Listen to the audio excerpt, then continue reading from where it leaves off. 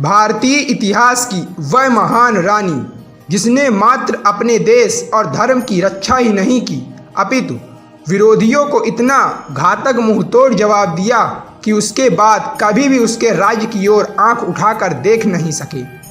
आइए जानते हैं भारत की महान वीरांगना महारानी नायिका देवी के बारे में, जिसने मोहम्मद गोरी जैसे क्रूर इंसान को भी नपुंसक बना डाला था।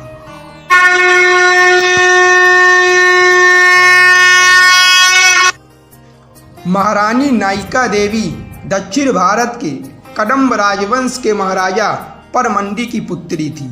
वह बचपन से ही अत्यंत बुद्धिमान, साहसी, वीर और युद्ध कौशल में निपुण थी। इनका विवाह पश्चिमी चालुक्यों के महाराजा कुमार पाल के पुत्र अजय पाल से हुआ। दोनों खुशी खुशी अपना जीवन व्यतीत कर रहे थे, लेकिन 1175 में महाराजा अजय पाल की अकारणवश मृत्यु हो जाती है।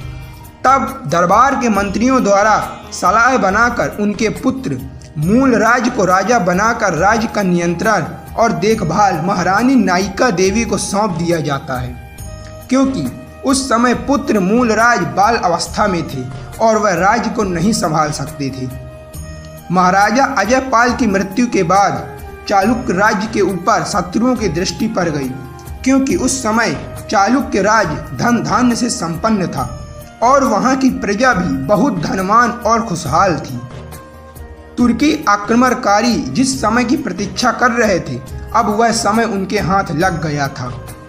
कुछ समय तो राज्य का शांतिपूर्वक समय बीता, लेकिन एक दिन राज्य में घोर विपत्ति का अंधेरा छा गया।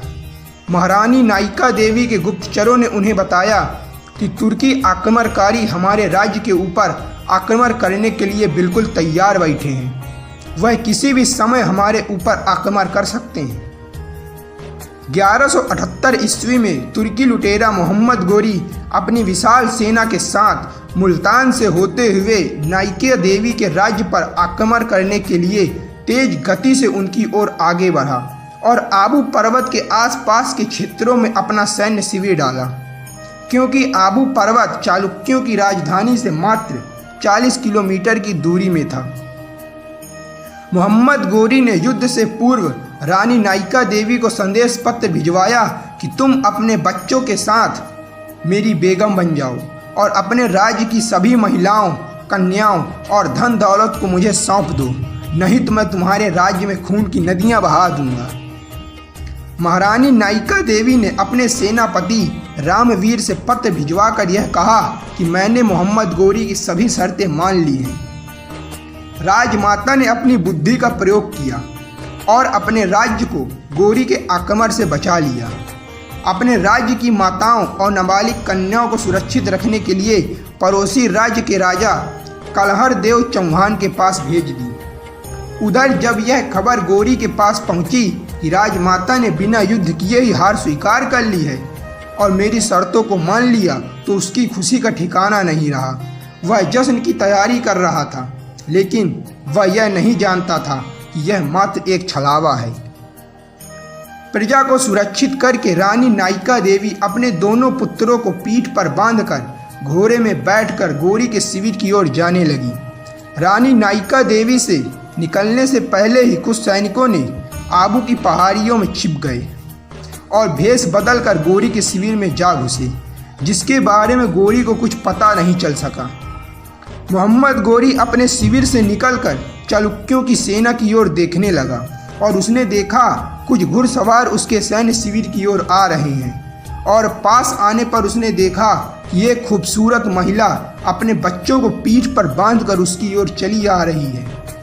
मोहम्मद गोरी इस भ्रम में था कि राजमाता ने हार स्वीकार कर ली है। इससे पहले वह कुछ समझ पाता, राजमाता का घोड़ा अचानक से रुक जाता है और गोरी के सैनिक शिविर में छिपे राजमाता के सैनिकों ने हर हर महादेव के नारे के साथ मुस्लिमों के ऊपर आक्रमण कर दिया और हाहाकार मचा दी। इसी बीच राजमाता नायिका देवी की सेना ने मोहम्मद गोरी को चारों ओर से घेर लिया। उधर नायिका देवी ने दोनों हाथों में तलवार लिए गाजर मूली की तरह मोहम्मद गोरी की सेना को काटते हुए वह मोहम्मद गोरी के पास पहुंच जाती है उनको देखकर गोरी डर जाता है और वहाँ से भागने लगता है, लेकिन राजमाता नायिका देवी और उनकी सेना मोहम्मद गोरी का पीछा करते हैं और उसे पकड़ लेते हैं। नायिका देवी ने इतना खतरनाक मोहम्मद गोरी के ऊपर वार किया कि एक ही वार में मोहम्मद गोरी मूर्छित हो जाता है और उसके शरीर से खून निकलने लगता है। नायिका देवी ने मोहम्मद गोरी के कमर के नीचे ऐसा वार किया जिससे वह जीवन भर के लिए नपुंसक हो गया और यही कारण था कि मोहम्मद गोरी की कोई भी संतान नहीं थी। इसके बाद 11 साल तक मोहम्मद गोरी भारत की ओर देखा भी नहीं।